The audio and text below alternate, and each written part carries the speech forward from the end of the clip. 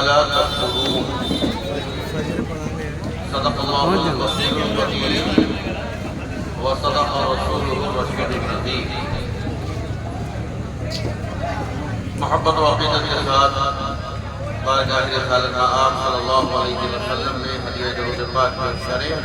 अल्लाहुम्मा सल्लि व सल्लिम अला सय्यिदिना व मौलाना मुहम्मद व अला आलि सय्यिदिना व मौलाना मुहम्मद वजअलहु शहीद माअल मिल्लत व फी आलिहि जमालिका वसल्ली या रसूलल्लाह सल्लल्लाहु अलैहि वसल्लम। अब आप देख लीजिए आपको क्या करना है। मेरा मुझे छोटा है, अंदर जाएगा नहीं, इतनी देर दूर भी रखना पड़ेगा।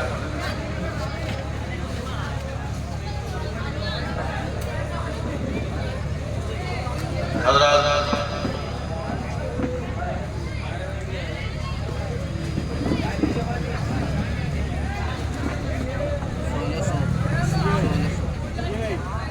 बड़ी चर्चा है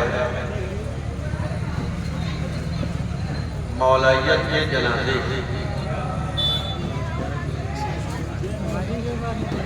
मैं अभी इस पर कुछ आपसे कहने वाला नहीं, मैं कोई इस पर खिताब करने वाला नहीं,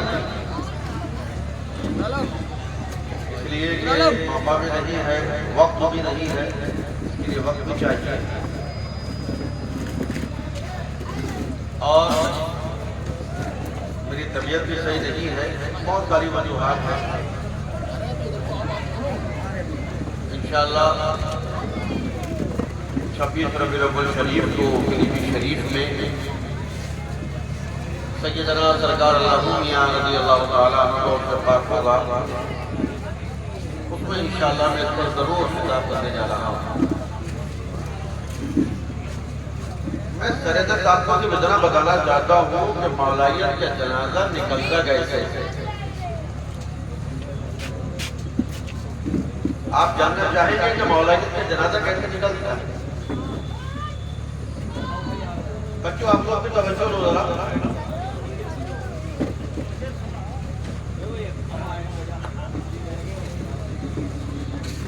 मैं आपको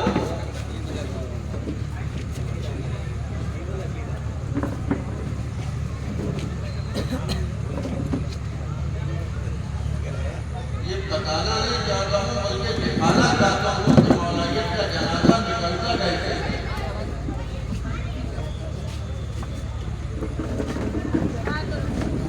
ये खाली कुर्सियां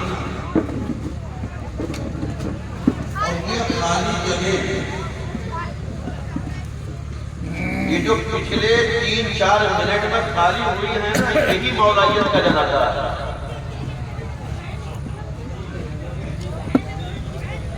इसी का नाम मौलाइयत का जनाजा है। आप क्या समझ रहे हैं कि मौलाइयत का जनाजा बरेली से उठेगा? नहीं, आप उठा रहे हैं। मौलाइयत का जनाजा देवबंद से उठेगा नहीं, आप उठाएंगे नहीं, आप उठा रहे हैं।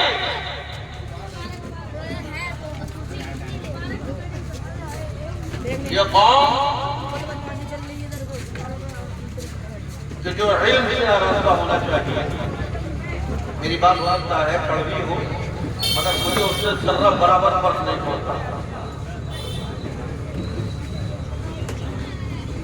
अगर लगी लिखी बातें करने का शौक होता तो मैं बरेलो से नहीं आता, मर्सिडीज से आ गया।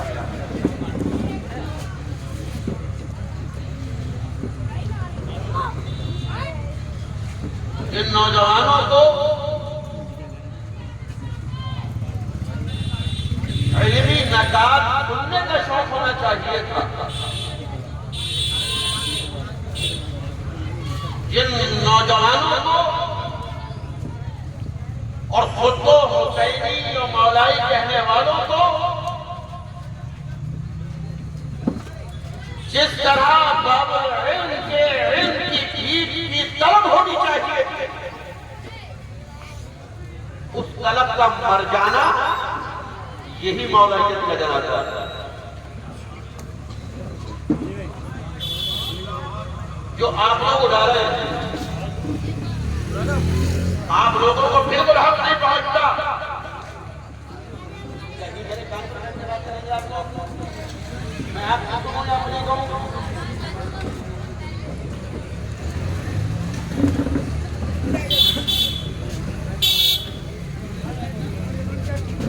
इसलिए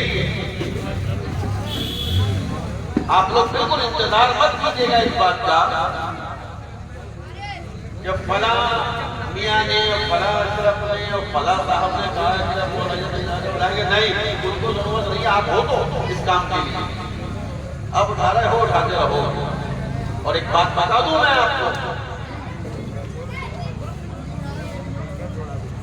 सिर्फ नारेबाजी करने से न मौलाइयत बचेगी, न हुसैनियत बचेगी, न सुन्नियत बचेगी, न हनफियत बचेगी और न मदारियत बचेगी। अगर नारेबाजी करने से ये सारे काम हो जाते ना तो ये मोहम्मद के आका ना बनते, ये शेखुल हदीस ना बनते, ये अमीरुल कलम ना बनते, सब अमीरुल नारा बनते, वो शेखुल नारा बनते, वो मुहद्दिक़ नारा बनते, ये सब नारों के वो मुदब्बिर मुफक्किर बनते। ये मदरसे में बैठ के 11-11 साल ये क्या यार जुमला जुबान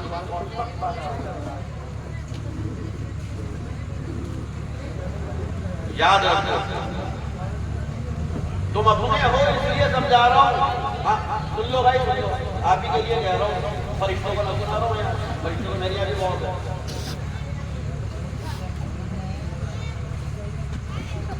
अगर चाहते हो कि मौलाइयत जिंदा रहे,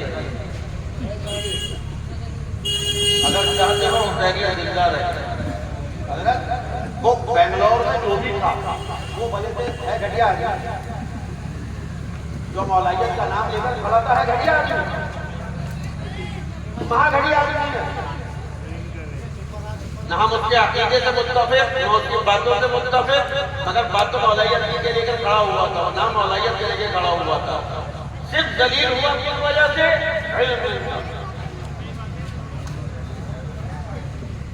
दलील किस लिए हुआ? और बोलता है बेहिसाब बोलता है, बोरियां भर भर के बोलता है, मगर फिर भी दलील हुआ। क्यों? सिर्फ रज्जू तोता था, इल्म नहीं था,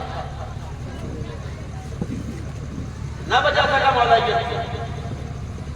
अगर तुम चाहते हो कि तुम्हारी आने वाली नस्लें मौलाइयत बचाएं, हुसैनियत बचाएं, तो शेर व शायरी से भी मोहब्बत करो, मगर उससे ज्यादा उलमाए किराम से मोहब्बत करो। ये जितने छोड़कर गए हैं ना, ये सब बदनसीब कौम है, ये सब बदनसीब एक तरफ, और जो बैठे हैं ये भी कुछ नसीब है।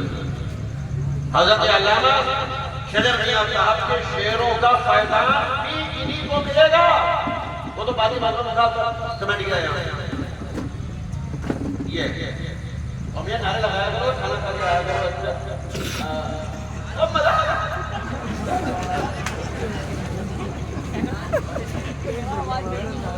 वो सारी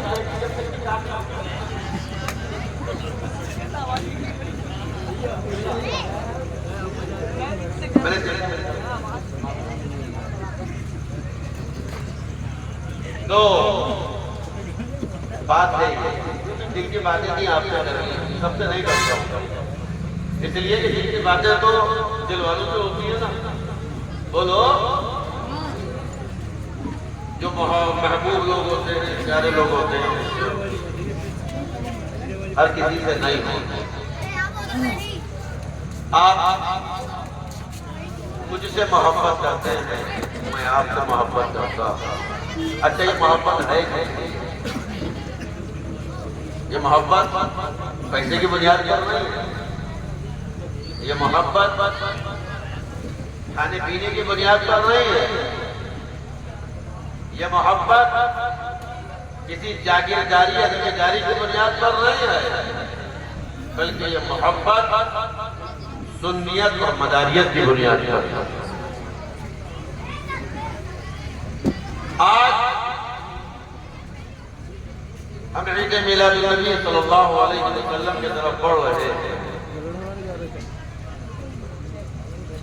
अल्लाह तबारक व तआला ने हमें और आपको बड़ा हसीन मौका अता फरमाया है। कि हम ईद मिलाद नबी सल्लल्लाहु अलैहि वसल्लम मना रहे हैं और मनाएंगे, मगर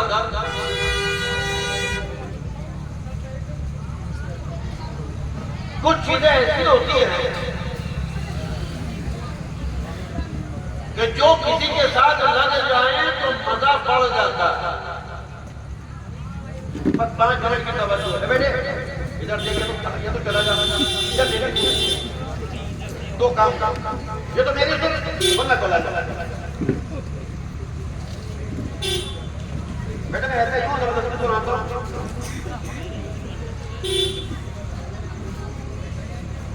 कुछ चीजें भी बड़ी मजेदार होती है, मगर किसी के साथ लग जाए तो मजा बढ़ जाता है। हमारे यहाँ, अच्छा यहाँ का तो मुझे पता नहीं हो दोस्त, हमारे यहाँ औरंगाबाद शरीफ में पहले शादी ब्याह में लोग चटनी रख के लाते थे। जब बारात में वलीमे में खाली बिरयानी मिलेगी करके चटनी रख के लाते थे, चटनी उसमें डाल के मजा बढ़ जाता था। आप क्या होता है? नहीं होता था? अच्छा, शुरू से मुर्गे वाले हो, हमारे होता था ये डाल दो मजा बढ़ जाता।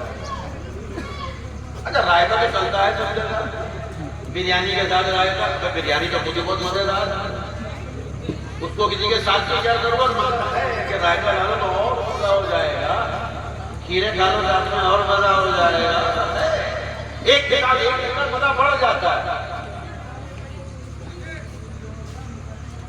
नबी की आमद का जश्न हो और आले नबी की सरपरस्ती में हो, मजा बढ़ जाता है। मजा तो मजा है मिलाद का, अकेले मनाओ तो भी मजा आएगा, रहमत बरसेगी, अकेले मनाओ रब का करम बरसेगा, लेकिन कितना कैफ बढ़ जाएगा, रहमतों में इजाफा हो जाएगा कि जब नबी की आल मैदान क़यामत में तुम्हारी सिफारिश बनकर खड़ी होगी, ये बाबा जान, ये गुलाम वो हैं कि जिन्होंने हमारे साथ मिलकर हमारे बाबा जान की आमद का जश्न मनाया है। बरकतें बढ़ जाती है, रहमतें बढ़ जाती है, रब का करम और घूम घूम कर बरसता, और उर्से मेहदीए मिल्लत, उर्से हुजूर मेहदीए मिल्लत रज़ियल्लाहु ताला अन्हु एक ऐसे मौके पर होता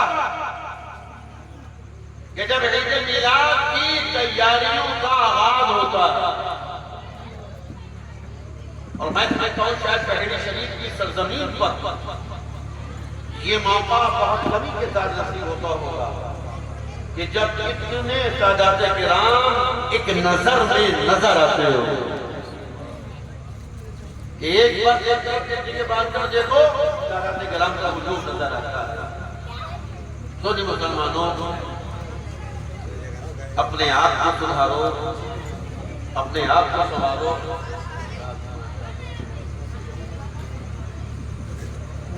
इसलिए मैंने आयत करीमा की तिलावत की थी और मैं अभी यहाँ आ रहा हूँ तो मैं 1.25 घंटा इसलिए आयत करीमा पर खिताब करके आ गया, मगर मुझे आप लोगों का मिजाज मालूम है। अगर मैंने तकरीर शुरू कर दी ना ये वाली, तो ये जो कुर्सी है ना ये भी खाली हो गया, इसलिए कि मिजाज हो गया, थकम वाला मिजाज है, जब चीर फाड़ कर दो, इधर का कुर्ता उधर का कुर्ता इधर, तो सही है, बढ़िया है। और जहां कुछ बातें अच्छी करनी शुरू कर दो तो बस बात गड़बड़ हो जाती है। और मैं अपनी पोजीशन में नहीं हूं कि आपको कोई बहुत जमखम खिताब कर दो, इसलिए 2 बुलबुल रखे हैं और दोनों बुलबुलों के आगे छोड़ तो बिल्कुल हवा नहीं आ रही है। मुझे गर्मी बड़ी सताती है और कुछ दिक्कतें हैं। अभी 3 दिन पहले वालदा का इंतकाल हुआ है, तो बहुत सारी दिक्कतें रात को समझ लीजिए कि एक बच जाता है मेहमानों में। मैं अभी भी बस इसलिए आ गया कि ये ज़ात गिरामी वो है कि जिसका साये शफ़क़त हर दम हर लम्हा में नजर आता है। मैंने अपने वालिद गिरामी हुजूर मुजद्दिद मुरादाबादी इमाम सैयद मोहम्मद इंतखाब हुसैन क़दीरी अशरफी मदारी रज़ी अल्लाह तआला अन्हु के बाद इधर वाली मोहब्बतें और शफ़क़तें जिन दो शख्सियात में देखी, महसूस की, दिल की गहराइयों से महसूस की, वो एक हुजूर मुजाहिद आज़म रज़ी अल्लाह तआला अन्हु थे और एक हुजूर इख्तियार मिल्लत को सिया। और अब तो वो भी तशरीफ ले सके, तो अब तो बस इसी तरफ निगाहें रहती हैं। जब भी कोई मसला होता है, जब भी कोई बात होती है, तो निगाहें इस जात की तरफ होती हैं।